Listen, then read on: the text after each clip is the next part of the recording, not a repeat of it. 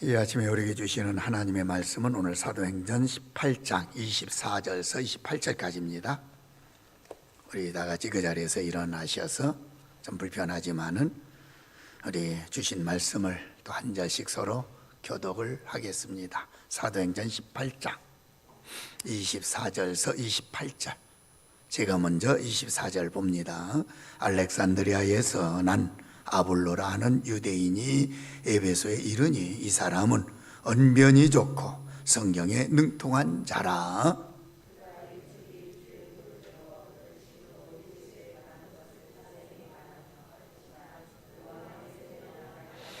그가 회당에서 담대히 말하기 시작하거늘 브루스길라와 아굴라가 듣고 데려다가 하나님의 도를 더 정확하게 풀어 이르더라.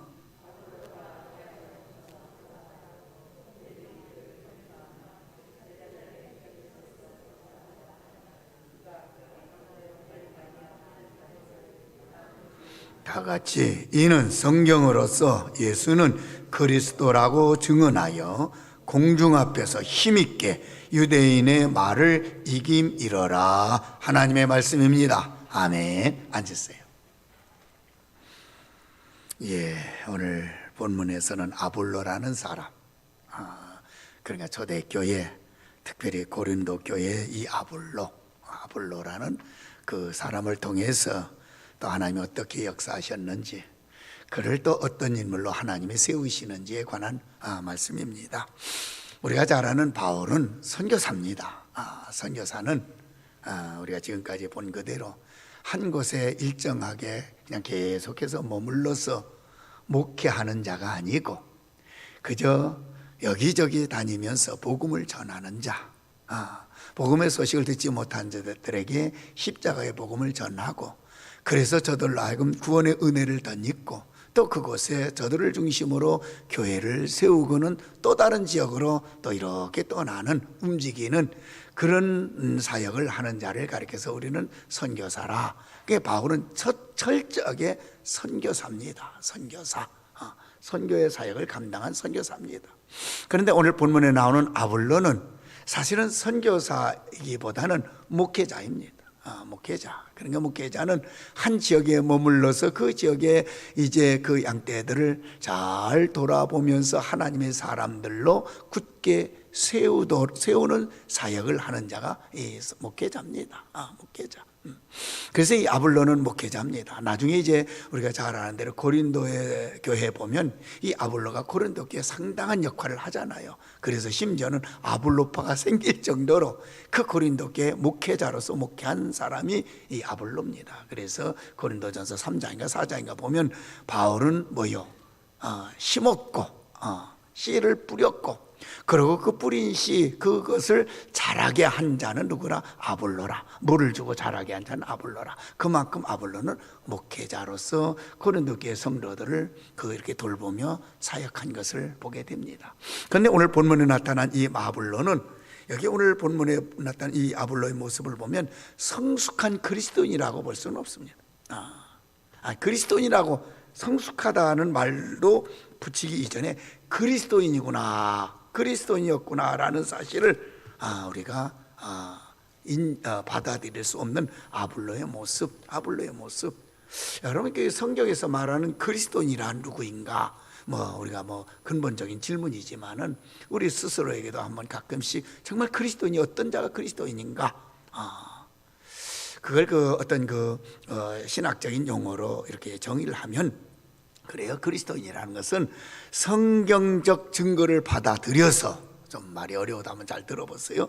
성경적 증거를 받아들여서 성경에 나타난 구원의 사건이 내 안에서 사건화될 때, 그게 성경적 증거를 내가 받아들이는 거예요. 그리고 그 사건들을, 그 구원의 사건들이 내 안에서 정말 내 사건으로 이렇게 받아들여질 때, 또 다른 말로는 생명적 사건으로 바꾸어질 때, 다시 말하면 내가 예수님을 직접 만나는 그런 체험을 접하게 될 때에 비로소 그리스도인이라.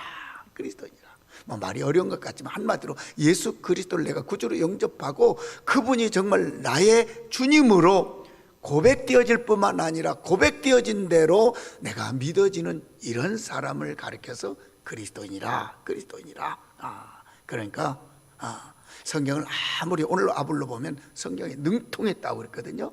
성경을 아무리 많이 외우고 많이 안다고 해서 또 성경적인 지식이 많다고 해서 그래서 그 지식을 가지고 종교적인 예식, 그러니까 예배를 철저히 빠짐없이 잘 참석했다고 해서 교인, 그리스도인이 아니라는 겁니다. 오늘 본문에서 정말 나타난 참된 그리스도인은 어떤 자냐? 사도행전에 나타난서 강조하는 그리스도인이라는 사람은 어떤 사람이냐면 말씀의 증거를 받고 성령의 감동을 받아서, 그냥 말씀을 증거를 받고 그 말씀의 증거를 받을 때 그 가운데 뭐가 역사하느냐면 성령이 역사해서 성령의 감동을 받아서 예수를 주라고 온 마음과 몸으로 영으로 고백한 그 사람이 비로소 그리스도인이라는 것을 오늘 본문을 통해서 우리가 다시 한번 확인하게 됩니다. 그래서 우리는 이런 말씀을 볼 때마다 정말 우리 자신이 참된 그리스도인, 그래서 오늘 본문에서 강조한 대로 정말 성령이 내 속에 오셔서 역사함으로 그 성령의 역사를 통해서 내가 주님을 그리스도라 고백하고 영접한 이런 참된 그리스도인인가, 이런 부분들을 우리가 오늘 본문을 통해서 다시 한번 확인하고 점검하는 이런 시간 되어줄 수 있기를 주의 이름으로 축복합니다. 자, 오늘 본문 24절에 보면 이제 안드레아에서 난 아볼로, 이렇게 시작합니다. 아볼로. 이 아볼로는 안드레아 출신이라는 거예요. 그런데 그 혈통은 유대인입니다. 유대인, 여기 하는 유대인, 그러니까 디아스포라죠. 그러니까 예루살렘이나 유다 땅에서 태어난 그 이스라엘 백성, 유다 백성이 아니라 이 아볼로는 철저하게 안드레아. 이 안드레아는 어떤 지역이냐면 지금으로 말하면 에집트입니다. 애굽. 그게 이집트 제북단에 있는 아주 큰 도시예요. 이 당시 2000년 전 이 당시에는 세계에서 제일 큰 도시 하면 로마를 뽑았어요. 그 다음에 두 번째 도시가 이 알렉산드리아 도시입니다.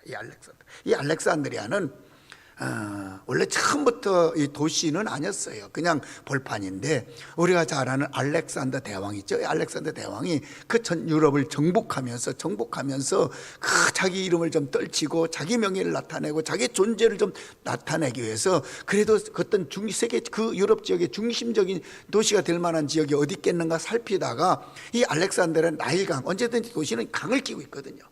강에서 그렇게 멀지 않은 지역에 보니까 벌판이고 그 지형적으로 도시를 형성할 수 있는 지역인 것을 이 알렉산더 대왕이 보고 그 지역을 개발한 신도시, 오늘 우리식으로 이야기하면 이 동탄도 제가 처음에 내려올 때마다 여기 그냥 밭이었잖아요. 그 여기도 다 산이었어요. 우리 오건사님 사시는 그 아파트 산이었습니다. 제가 처음에 내려오니까 저쪽 동네에서 풀어놓은 그 사슴이 막 거기 뛰어다니더라고요. 여기 산이었어요. 요 뒤에 6단지, 7단지 거기도 다 산이었어요. 산. 그러더니 갑자기 뭐 지금 내려온 사람은 여기가 뭐 산이었는지 논이었는지 알 수 없을 정도로 신도시가 돼버렸잖아요. 그리고 여기 골짜기는요 깊은 웅덩이 같은 노는 논이 돼 물을 저장해 놓은 아주 그런 논이었어요. 그런 논이 지금은 화려한 동탄 제1신도시, 저 건너편 그 산이고 그저 산이었던 그 지역을 밀어내고 동탄 제2도시 이렇게 만들듯이 알렉산드리아도 그랬어요. 그냥 평지였는데 알렉산더 대왕이 자기 어떤 그 공적과 치적을 나타내려고 그 인위적으로 꾸민 도시가 이 알렉산드리아 이 도시입니다. 그 도시인데 그러다 보니까 물도 있고 지형도 좋고 환경도 좋다 보니까 큰 도시로 발전하게 됩니다. 이 당시 기록에 보면 최소한 250만에서 300만, 우리는 별로 250만, 요즘엔 300만 별로 그렇게 큰 인구다라고 생각 잘 안 되어지지만 우리 경기도가 1100만인가 그렇게 되잖아요. 1100, 1200 지금 이렇게 뭐 육박한다고 하니까 그 200만에서 300만, 그러니까 2000년 전에 그 정도 인구는 대단한 인구입니다. 그런데 그 중에서도 유대인이 얼마로 살았냐? 요세베스의 그 역사 기록을 보면요, 역사 그 기록을 보면 여기 알렉산드리아 지역의 유대인, 그러니까 디아스포라죠. 이렇게 유대인들이 거기 와서 사는 유대인이 100만 이상이 됐다고 그래요. 100만. 그러니까 유대인들이 상당히 많이 모여서 산 도시가 이 알렉산드리아죠. 알렉산드리아. 그러니까 새로 신도시가 형성되다 보니까 이 지역에 사는 사람들이 로마인, 헬라 사람들, 유대인, 이런 그 네 개 내지 세 개 족속들이 중심이 되어서 산 도시가 이 알렉산드리아. 그래서 정치, 경제, 학문, 철학이 발달한 것이 이 알렉산드리아라는 도시입니다. 그러니까 이런 도시에서 아볼로가 났다.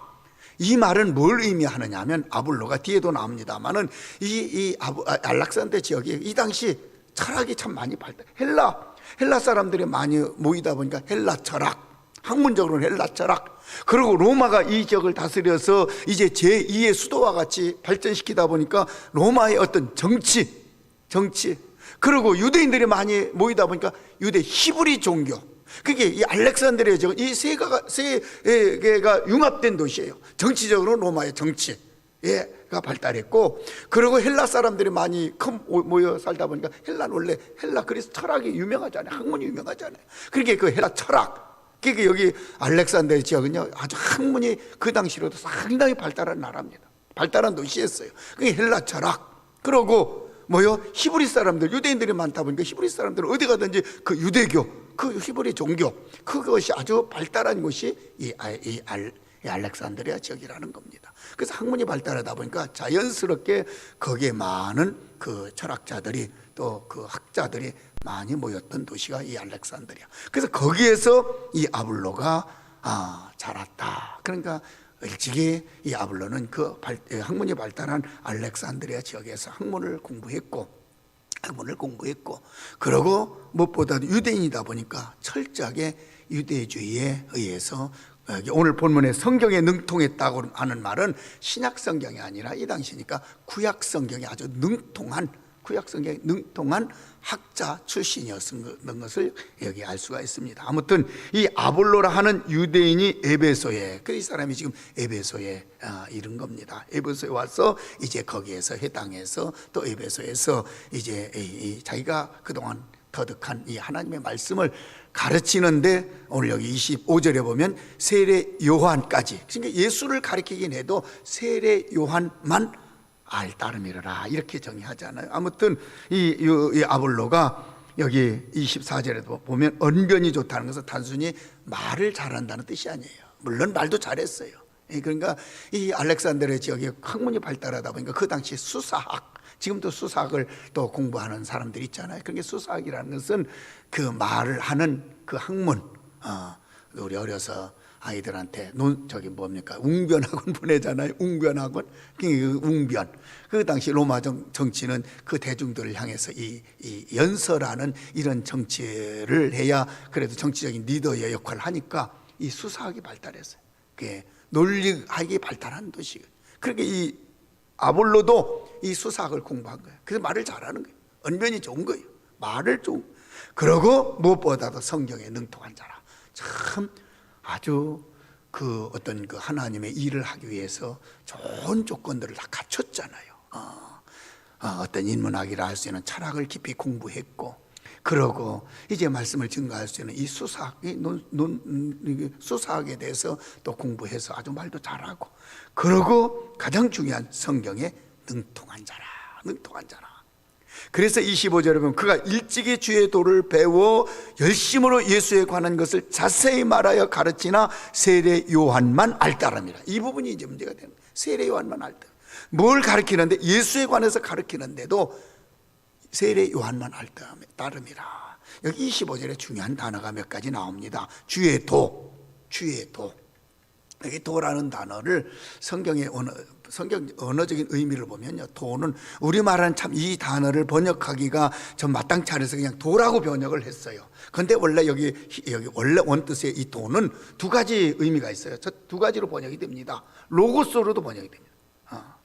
태초에 하나님의 말씀이 계시니라. 거기도 보면 원래 도라는 의미예요. 도라는 말. 거기에는 로고스로 해서 그냥 말씀으로 번역했지만은, 여기 오늘 본문에서도 이 주의 도는 호도스. 원래 도로 하면 로고스, 호도스 이렇게 두 가지로 표현해요. 호도스는 우리가 잘 아는 길이라는 뜻이에요. 그런데 길이라는 것도 우리가 눈에 보이는 이런 길을 의미하는 것이 아니라 히브리어에서 이 길이라고 하는 것은 추상적인 의미를 가리킵니다. 그래서 여기 도도 생명의 길, 우리가 보통 생명의 길, 또 진리의 길, 그럴 때 이 도로. 그래서 우리 성경에는 그저 이것을 어떻게 번역하기가 뭐해서 그냥 도로, 일반적으로 도로, 또 어느 부분에서는 말씀으로 이렇게 번역을 했습니다. 아무튼 주의 도, 그러니까 주에 관한 말씀, 또 주의 어떤 그 길, 이걸 배웠다는 거예요. 그러니까 이 아볼로가 배운 이 주의 도, 주의 길은 우리가 아는 것처럼 그 세례 요한 이후의 주의 도, 우리가 아는 예수 그리스도는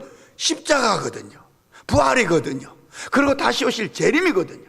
그러니까 그분이 우리의 구주가 되고 우리의 생명이 되고 우리를 구원하신 그 메시아다. 우리가 이렇게 우리는 고백하고 그건 이미 세례 요한 이후에 그 예수님에 관해서 아는 사람들은 그렇게 하는 거예요. 그런데 이 아볼로는 그렇게 예수님에 대해서 한 것이 아니라 여기 주의 도라는 것은 구약에서 말하는, 구약에서 강조하는 메시아에 관해서 열심히 배웠다는 뜻입니다. 메시아가 이렇게 올 것이다, 메시아는 이러이러한 모습으로 올 것이다, 이러이러한 모습으로 올 것이다 라는 것을 이 아볼로가 열심히 배워서 그 메시아가 예수구나, 거기까지만 알았다는 거예요. 거기까지만 알아서 그것까지만 강조했다는 거예요. 그래서 우리가 알렉산더 하면은요, 우리 신학에서도 중요한 역할을 한 알렉산드리아 학파가 있습니다. 알렉산드리아 학파, 뭐 조금 여러분들 좀 어렵지만 그래도 좀 한번 기본적으로 좀 우리가 들으면 좋겠어요. 알렉산드리아 학파라는 것은, 그러니까 아까도 얘기한 대로 알렉산드리아라는 도시에 그 유대인이 100만 이상 살았잖아요. 100만 이상. 그러니까 거기가 아주 학문도 발달하고 그 유대 히브리 종교도 발달해서, 그래서 그 당시 유대인들 중에 아주 정말 바울도 그 사람과 같이 되려고 했던 거예요. 필로라는 철학자, 신학자이면서 철학자입니다. 그러니까 유대주의자로서 아주 대단히, 지금도 유대인들에게는 그들의 중요한 어떤 그 학문적인 그 학자로 치는 사람 필로인데, 필로가 이 당시 그 알렉산드리아 학파에서 중요한 역할을 합니다. 그래서 그 필로라는 이런 철학자도 생겼듯이, 이 알렉산드리아 지역에 유대인들이 많다 보니까 어떤 생각을 했냐면, 많은 유대인들이 구약의 성경은 히브리어잖아요. 히브리어는 대개 이렇게 흩어져 사는 사람들 히브리어를 잘 몰라요. 그 지역의 언어, 헬라하면 헬라, 그 지역의 언어를 알지, 그 당시 그 지역의 통용되는 언어가 헬라어인데, 헬라만 알고 헬라 글만 알지 히브리어는 잘 몰라요. 그래서 어찌하든지 많은 유대인들이 자기 후손들에게 이 하나님의 성경, 이 말씀을 좀 바로 가르칠 수 있을까, 좀 전하게 할 수 있을까 해서, 이제 제가 언젠가 한번 소개했죠. 번역한 히브리어를 헬라어로 번역한 성경이 70인경입니다. 그런데 사실 의도는 그런 의도였죠. 원목적은 또 그런 목적도 아니었어요. 원래 그 알렉산드리아 지역에 학문이 발달하다 보니까 도서관이 있어요. 도서관. 지금도 그 도서관의 그 기록을 보면 그 당시 장서가 50만 내지 60만 권의 장서를 가지고 있는 큰 도서관이 있었대요. 역사가들의 기록을 보면, 특별히 요세푸스의 이스라엘 역사가 있잖아요. 그분의 그 기록을 보면 그 당시 거기에 한 5, 60만의 장서를 보관하고 있었는데, 그 장서 중에 성경을, 자기들을 그렇게 추종하는 성경을 갖다 놔야 되는데, 그 당시의 성경은 히브리어 성경이에요. 히브리어 성경은요, 이 거룩한 성경을 일반 서적과 같이 보관한다, 이게 용납이 안 되는 거예요. 보수적인 유대인들에게 있어서 이게 용납이 안 돼요. 히브리어는 하나님의 말씀인데, 하나님의 말씀을 어떻게 그 일반적인 서적에 같이 보관할 수 있느냐? 그럼에도 불구하고 뭔가 좀 자기들 민족적으로 자랑하는 이 성경을 갖다 놓아야 되겠는데, 히브리 성경을 갖다 놓을 수 없고, 그래서 생각한 것이, 히브리 원어 성경은 우리가 갖다 놓을 수 없으니까 우리 자손들에게도 가르치고, 그러고 정말 성경이 어떤 성경인가 세상 사람들에게도 좀 접할 수 있는 기회를 갖기 위해서 그 히브리어 성경을 헬라말로 바꾸자, 번역하자. 그래서 생긴 것이 70인경입니다. 70명들의 학자들이 모여서 히브리어 말을 가지고 헬라말로 이렇게 번역해서, 그래서 최초의 70인경 성경이 보관한 장소가 이 알렉산드리아입니다. 거기서 번역도 되고 거기에 보관이 되고, 그래서 오늘 신학을 공부하는 사람들이 이 70인경을 많이 우리가 참고하게 됩니다. 왜 그러냐면, 그 70인경에는 구약의 원래 히브리 원성경보다는 더 자세하게, 이해하기 쉽게, 또 배경까지 이렇게 기록해서 번역한 성경이 70인경입니다. 그래서 거기에서 생긴 것이 이제 알렉산드리아 학파라고 해서 신학의 학파, 한 학파가 생기는데 이들의 학파의 가장 중요한 교리는 다른 게 아닙니다. 일반적으로 구약을 율법이나 어떤 그 유대인들이 생각하는 것처럼 율법서적으로 본 것이 아니라 이 알렉산드리아 학파들은 그 모든 구약을 메시아 대망 사상에서 해석을 했어요. 그리고 그 모든 구약을 메시아 대망에 이렇게 맞춰서 이렇게 해석하고 어떤 신학 체계를 이루은 학파가 이 알렉산드리아 학파입니다. 그래서 우리가 신학을 공부하는 사람들에게 있어서 이 알렉산드리아 학파의 신학에 관한 서적들을 많이 접하게 되고 또 봐야 되고, 그리고 구약에서 비로소 메시아적인 어떤 그 관점을 가지고 구약을 해석하는, 접근하는 이런 부분들을 최초로 학문화시킨 지역이 어디냐면 이 알렉산드리아 학파입니다. 그래서 이 알렉산드리아가 중요한 지역이고, 그리고 거기에서 일찍이 공부한 사람이 누구라? 이 아볼로라는 사람이에요. 그래서 여기 주의 도라는 것은 우리가 생각하는 것처럼 생명의 길, 은혜의 길, 구원의 길, 이게 아니에요. 지금 이 아볼로가 여기 주의 도를 가르쳤다는 것은 구약에서 나타난 어떤 메시아 대망, 그 메시아에 관한 그 진리를 가르쳤다는 겁니다. 그래서 가르치다 보니까 이제 예수, 그러니까 세례 요한이 전한 예수, 거기까지만 이 사람이 알았다는 겁니다. 그래서 요한의 세례만 알 따름이라. 요한의 세례, 우리는 요한의 세례 뭐죠? 회개의 세례잖아요. 우리가 세례 요한에 대해서도 정말 그 세례 요한이 중요한 역할을 한 것이, 물론 예수님이 오실 길을 예비한 자라 우리는 이렇게 통상적으로 알고 있지만은 그 당시 신학적으로도 우리 기독교 교리적으로도 보면 아주 대단히 그 혁명적인 교리를 세운 사람이 세례 요한이에요. 왜 그러냐 하면 세례 요한이 그 광야에서 외치잖아요. 회개를 외치잖아요. 이 당시 세례 요한까지만 해도 그 유대인들이 죄를 해결할 수 있는 길은 유일하게 한 길밖에 없었어요. 그게 뭐죠? 제사입니다. 저들은 그 제물을 딱 가지고 나와서 제사장이 그 제물에 안수할 때 제물을 가지고 나온 사람의 죄까지 거기에 전가시키는 안수기도를 합니다. 그리고 그 제물을 잡아서 피를 빼고, 그리고 또 지성소에 뿌리기도 하지만 그 제물을 번제로 태워서 완전히 드리잖아요. 그 태워서 번제로 드릴 때 그 제물을 가지고 나온 사람의 죄가 다 불에 태우듯이 사함을 받는다. 그래서 그 제사를 드린 사람이 비로소 내 죄 사함을 받았네, 제사함의 기쁨을 누렸어요. 그렇게 제사함을 받으려면 반드시 제사를 드려야 돼. 피 흘리는 제사, 제물을 태우는 제사.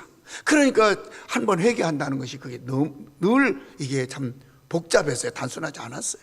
그런데 세례 요한이 갑자기 어느 날 광야에 나타나서 제사가 아니라 회개만 하면, 그 마음으로 그 심령으로 진정 회개만 하면 그 모든 죄가 사함을 받는다.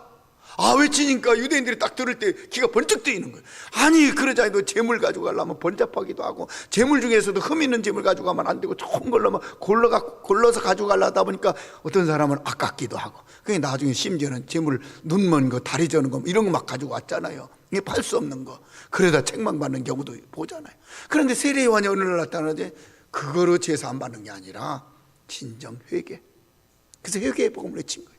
그래서 많은 사람들은 막 몰려든 거예요. 그리고 정말 진정 회개했다는 표가 뭐냐? 세례 받으라는 거였어요. 그래서 물세례했어요. 그래서 이 세례 요한이 외친 그 세례는 진정 하나님 앞에 내가 회개했습니다, 회개했다는 그 표현으로, 그 결과물로 물세례, 요단강에서 물세례를 준 겁니다. 그러니까 유대인들이 들을 때 회개가 쉽네? 제사함에 받는 것이 쉽네 해서 너도 나도 몰려들어서 이제 세례 요한 앞에 가서 세례를 받는 거예요. 그런데 세례 요한이 또 그걸 봤어요. 저들이 진정 회개를 위해서가 아니라 제물 드리는 것이 아깝고, 제물 드리다 제사하다 보면 이게 번잡하고, 그러니까 그저 세례만 받으면 그 제사함을 받는 줄 알고 회개도 없이 세례 받으려고 요단강가로 몰려드니까 그때 외친 메시지가 뭐예요? 독사 이 자식들아, 이렇게 외친 거예요. 그런 모습을 보고 회개도 하지 않냐고 세례만 받으려고 몰려드는 그 유대인들 향해서 세례 요한이 이 독사의 자식들아 하면서 그저 저주 섞인 책망을 하잖아요. 진정 하나님 앞에 회개하고 회개의 표현으로, 결단으로 세례를 받으라. 그래서 회개의 복음, 세례를 선포하고, 그리고 중요하게 선포한 것이 내 뒤에 오실 메시아에 대해서 선포합니다. 세례요한이 그걸 직접 선포해요. 내 뒤에 오실 메시아, 나는 그분의 힘들매조차도 감당할 수 없는 자라. 어떤 사람들은 막 세례요한이 이렇게 외치니까 당신이 메시아 아닙니까 할 때 단호하게 거부를. 나는 메시아가 아니고 내 뒤에 오실 분이 메시아라 하면서 그 예수 그리스도의 길을 예비한 사람이 이 세례요한. 그래서 오늘 여기 본문에 세례요한만, 그러니까 이 아볼로는 진정 그 세례요한이 전할 그 메시아까지만 안 거예요. 세례요한은 십자가 모릅니다. 십자가 보기 전에, 경험하기 전에 이미 목배임을 당해 죽음을 당하잖아요. 부활, 그는 경험한 사람이 아닙니다. 본 사람이 아닙니다. 또 예수님의 재림에 대한 이 사실을 직접 그가 겪은 사람이 아닙니다. 그렇게 세례요한은 어디까지나 예수님의 메시아 오실 것을 예비하는 데까지만 전한 사람이 세례요한이에요. 그러니까 아볼로도 거기까지만 아는 사람이 아볼로라는 거예요. 거기까지만 전하는 사람이 아볼로라는 거예요. 그래서 그 부분을 지금 여기서 강조한 겁니다. 세례요한만 알 따름이라 그가 회당에 서서 담대히 말하기 시작하거늘 브루스길라와 아굴라가 듣고 데려다가 하나님의 도를 더 정확하게 풀어. 그러니까 그 자기가 아는 이 구약의 이 메시아 대망 사상, 그래서 세례요한을 통해서 메시아가 이런 모습으로 올 것이다. 그러니까 그분을 예배하기 위해서 회개해야 된다. 이 복음을 아볼로도 회당에서 강력하게 전하는. 왜? 수사학을 배워서 언변도 좋죠. 그리고 이미 구약에 대해서 능통했죠. 그리고 이 모든 그 기본 학문이라 할 수 있는 철학에 대해서 공부도 많이 했죠. 그러니까 공부 많이 했지, 성경에 대해서 잘 알지, 그리고 말도 잘하는 수사학 공부했지. 이 모든 것을 융합해서 이제 회당에 가서 유대인들에게 자기가 아는 이 구약에 나타난 메시아 대망 사상, 메시아에 관한 것을 강력하게 전하는 거예요. 강력하게 전하는. 그런데 거기에 누가 참석했어요? 오늘 여기 본문에 나온 브루스길라와 아굴라. 이 브루스길라 아굴라를 바울이 이제 에베소를 떠나면서 이 두 부부는 거기에 남겨놓고 떠나잖아요. 이 브루스길라 아굴라. 그 아굴라가 거기서 가만히 참석해 보니까 전하는 말씀을 맞긴 맞는데 모자란 거예요. 한계가 있는 거예요. 핵심이 없는 거예요. 정말 이 영혼을 살리는 핵심은 예수님의 십자가 복음이고 부활의 복음이고, 그리고 이 재림에 관한 이 소망이고, 그리고 그 위에 성령의 강력한 어떤 그 역사인데, 그저 지식적으로 아는 이 구약에 대한 메시아에 관한 것만 가르치니까 정말 거기에 생명의 역사, 생명의 열매가 없는 거예요.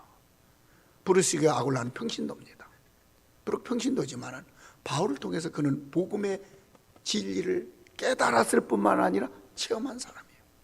예수 그리스도를 구주로 영접하는 그 순간 자기 속에 그 예수님을 통해 대신 보내신, 그 하늘나라로 올라가시면서 대신 보내신 그 성령의 강력한 그 뜨거운 은혜를 이 브루스길라와 아굴라는 경험하고 체험한 사람이에요. 그런 자가 진정한 그리스도입니다. 그런데 가만히 들어보니까 아볼로에게는 그게 없는 거예요. 그걸 아직 체험하지 못한 거예요. 그걸 아직 깨닫지 못한 거예요. 그래서 이 브루스길라 아굴라 부부가 여기 누구를 데려다가 아볼로를 데려다가 자기 집으로 데려다가 하나님의 도, 여기서 말하는 하나님의 도, 앞에서 말하는 주의 도, 같은 도지만은 다른 거예요. 우리말의 번역에서 그냥 도로 이렇게 번역했지만은 앞에 도는 구약에서 말하는 메시아가 오시는 길, 그 상황을 가리킨 거라면, 여기 뒤에서 브루스길라와 부부가 전한 이 도는 십자가의 도, 비로소 생명의 도, 진리의 도를 말한 거예요. 이게 다른 거예요. 그런데 데려다가 도를 정확하게, 참 여기서 보면 브루스길라와 부부도 참 겸손하고 지혜로운 사람이고, 그 가정에 초청을 받아서 그들을 통해서 진정한 도를 배우고 경험하게 된 아볼로도 정말 학자다라는 걸 배울 수가 있어요. 느낄 수가 있어요. 우리가 여기서 두 사람들의 그 모습을 보면서 우리가 정말 좋은 교훈을 배워야 된다는 겁니다. 아볼로가 누구요? 그 당시 대단한 학자입니다. 그리고 오늘 식으로 표현하면 그 에베소를 그 당시 전체적으로 이렇게 리더하는 영적인 리더, 담임 목사 이상의 어떤 그 위치에 있는 사람이에요. 그런데 평신도 부부예요. 평신도 부부가 자기 집에 하루는 오라고 해서 갔더니 밥 먹고 나서는 자기가 가르치는 것에 대해서 잘못된 것을 지적하는 거예요. 웬만한 사람 같으면 그거 못 받아들입니다. 네가 뭔데? 이렇게 되잖아요. 네가 뭔데? 내가 성경에 대한 지식을 얼마나 알고 있는데, 내가 전문가인데. 저 자신도 그럴 수 있어요. 그런데 아볼로는 그것을 다 받아들여요. 이게 진정한 학자의 자세라. 어떤 분은 그렇게 그래요. 학자는 계속해서 배우는 자, 계속해서 받아들일 수 있는 자세. 우리가 하나님 앞에서도 그렇고 말씀 앞에도 그렇고 은혜 앞에서도 그래요. 내가 이 은혜 받았으니까 나는 다 됐다. 아닌 거예요. 바울도 그랬잖아요. 나는 잡은 줄로 여기지 않았다 그랬어요. 바울도 얼마나 대단한 사도입니까? 믿음에 있어서도 그렇고 성경에 있어서도 그렇고 그는 아직 잡은 줄로, 자기는 다 된 줄로 여기지 않았다는 거예요. 언제든지 새로운 은혜를 경험하기 위해서, 체험하기 위해서 은혜에 대해서 늘 열린 마음, 또 하나님의 말씀에 대해서, 말씀 신약의 절반 이상을 기록한 바울이지만은 말씀에 대해서도 언제든지 열린 마음을 가지고 새로운 하나님 주시는 말씀을 받고자 하는 이 열린 자세, 열린 자세, 그런 자세였잖아. 아볼로가 그런 자세였어.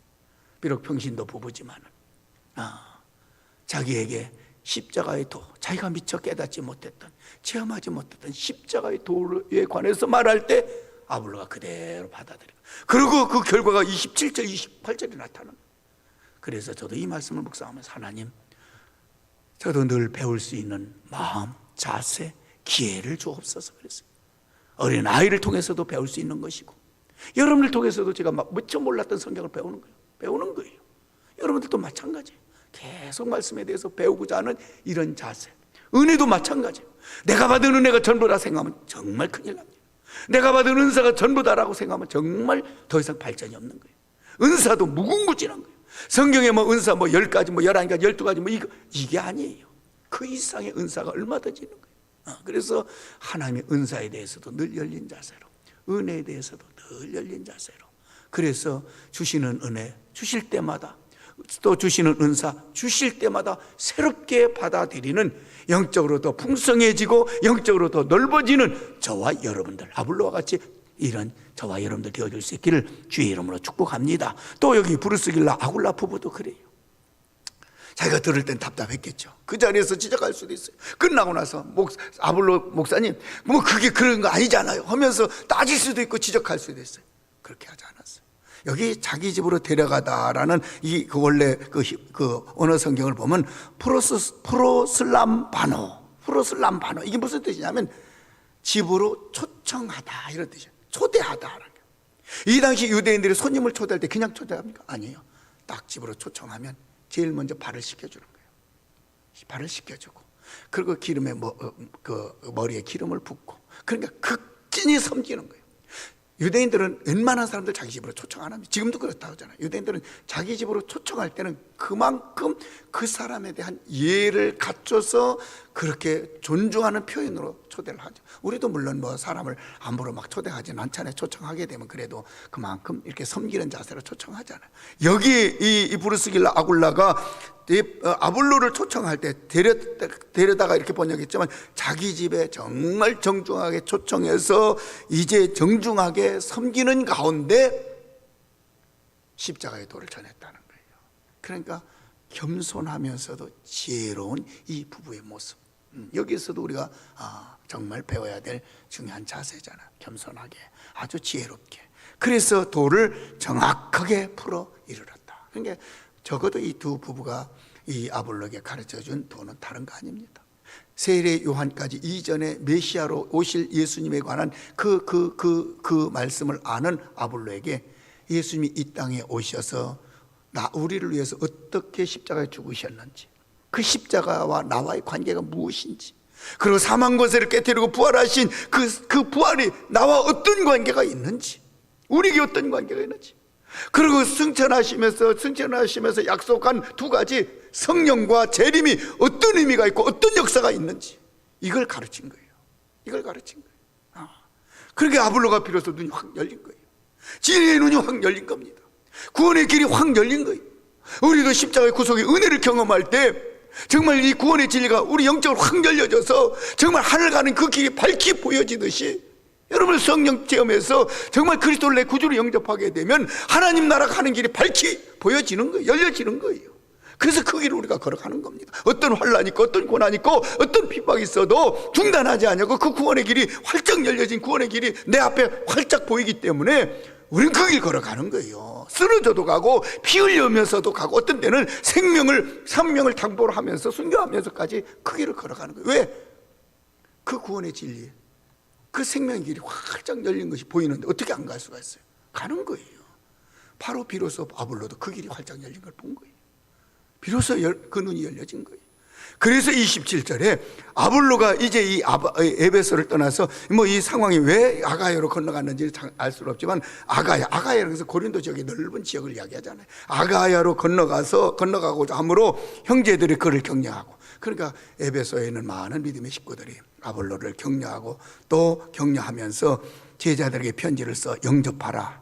그러니까 그 고린도 지역에 아가야 지역에 있는 성도들에게 또 편지를 써서 아볼로가 갈 때 정중하게 영접하라. 하나님의 종이다. 아마 이렇게 뭐 편지를 써서 영접하라 하였더니 그가 감에 은혜로 말미암아 믿는 자들에게 많은 유익을 주니 여기 비로소 이는 성경으로서 예수는 그리스도라 증언하고 공중 앞에서 힘있게 증거했다. 이게 벌써 이 브루스길라 아굴라를 통해서 십자가의 도, 생명의 길, 구원의 길, 이걸 비로소 깨닫고 체험하고 구원의 길이 활짝 열려진 그 영적인 눈이 열려진 상태에서 이제 아볼로, 여기 아가야, 그러니까 나중에 보면 이제 고린도입니다. 고린도 교회 가서, 고린도 지역에 가서 이제 이 복음을 전할 때 은혜로 말미암아 믿는 자들에게, 비로소 여기 은혜, 무슨 은혜예요? 성령의 은혜잖아요. 그 앞에서는 그저 성경의 지식, 성경의 능톡한 이걸 가르쳤는데 우리도 그러잖아요. 우리가 아는 말씀 위에 성령의 은혜가 부은 바 되어야 거기에 열매가 나타나고 거기에 생명의 역사가 나타나는, 근본적으로 우리를 변화시키고 우리를 바꾸는 것은 성령의 역사거든요. 말씀의 지식이 아니거든요. 물론 지식이 중요합니다. 그러나 그 지식 위에 뭐가? 성령의 은혜가 부어져야 돼요. 여러분들 봉사하는 거 중요합니다. 그 봉사에 참된 열매를 맺기 위해서는 여러분들 봉사 가운데 성령의 은혜가 부어져야, 하나님의 은혜가 임해져야, 그래야 그 봉사를 통해서 생명의 열매도 나타나고 하나님 기뻐하시는 열매도 나타나는 거예요. 그러니까 우리 모든 그리스도인의 모든 삶의 그 삶의 그 모습 속에 뭐가? 하나님의 은혜가 부어져야, 하나님의 은혜가 나타나야. 그 하나님의 은혜는 성령의 은혜를 얘기하는, 성령의 은혜는 다른 말로 표현하면 성령의 역사예요.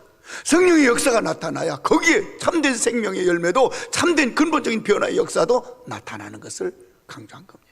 이 아볼로가 비로소 이 브루스길라와 아굴라의 부부를 통해서 이제 이 예수님의 십자가의 도에 참된 도를 깨닫고 성령의 은혜를 덧입고 이제 아가야 지역에 가서 이제 사역할 때 은혜로 말미암아 많은 사람들이 유익을 줬다. 생명의 열매가 나타났다는 거예요. 비로소 하나님이 기뻐하시는 이 생명의 열매, 가지가지 구원의 열매가 나타났다는 것을 강조합니다. 그리고 이는 성경으로서, 이제 비로소 성경으로서 예수는 그리스도라. 이제 구약의 말씀에 능통했던 이 아볼로가 비로소 이 모든 구약의 말씀도 이미 아볼로와 브루스길라 아굴라가 가르쳐준 그 그리스도, 메시아가 예수 그리스도구나. 그분이 오셔서 정말 십자가, 부활, 또 재림, 이 모든 것을 바로 이제 깨닫고 그것을 가르치고 증언하여 공중 앞에서 힘있게, 공중 앞에서 많은 사람 앞에 힘있게라는 게 뭐예요? 비로소 이제 확신, 담대하게. 왜? 성령의 은혜를 체험한 체험한 거기에서 나오는 이 담대함입니다. 그러니까 우리 신앙도 그래요. 내가 들어서, 그러니까 이전까지만 해도 이 아볼로는 들어서 배워서 아는 성경 지식이었고, 또 아는 그 배워서 들어서 그 어떤 믿는 믿음이었다면, 이제 이 부부를 만나서 비로소 이제 이 성령의 은혜를 체험하고 난 이후에 체험에서 나오는 그 지식, 체험에서 나오는 이 전도, 체험에서 나오는 이 봉사는 다른 거예요. 이건 그 힘이 다른 거예요. 여기 다른 거예요. 그래서 힘있게 유대인의 말을 이기더라는 거예요. 많은 사람들 앞에서 이제 비로소 이 아볼로가 정말 체험적인 그 은혜, 체험적인 그 믿음이, 체험적인 믿음에서 나오는 이 말씀 전하는 것, 이 전도하는 것이 많은 사람들에게 힘있게, 그게 확신 있게, 능력 있게 전해지는 거예요. 그래서 유대인의 말을 이김이더라. 유대인들은 어디까지나 구약의 성경을 기억하고 오실 메시아만 이야기하고 예수님에 대해서 부인하는 그 유대인들을 말을 이겼다. 저들을 도저히, 그 유대인들이 더 이상 아볼로를 대적할 수 없을 정도로 강력한 뭐가 나타나요? 은혜가 나타나고 능력이 나타나다. 단순히 말 잘해서 말싸움에서 이겼다, 이게 뜻이 아니에요. 적어도 여기서 유대인을 이겼다는 것은 이제 체험을 통해서 그 아볼로를 통해서 나타난 강력한 성령의 은혜와 능력이 나타나니까 더 이상 유대인들이 그를 대적할 수 없을 정도로 강력한 은혜가 나타나더라, 능력이 나타나더라, 이렇게 성경은 우리에게 증거해 주고 있습니다. 오늘 이 아침에 우리도 이 말씀을 다시 한번 묵상하면서 정말 우리는 그리스도인이잖아요. 하나님의 자녀들이잖아요. 우리는 우리 속에 정말 성령의 강력한 은혜를 덧입은, 성령의 강력한 체험을 가진 이런 그리스도인으로서 저와 여러분들도 내가 받은 이 은혜와 내가 체험한 이 십자가의 복음과 이 부활의 복음을 여기 공중 앞에 서라 했듯이 누구에게나 담대하게 힘있게 증거할 때, 증거하는 여러분을 통해서 또 이 성령의 강력한 역사가 나타남으로 열매 맺는 복된 우리 주의 백성들 다 되어줄 수 있기를 주의 이름으로 축복합니다. 기도합니다. 고맙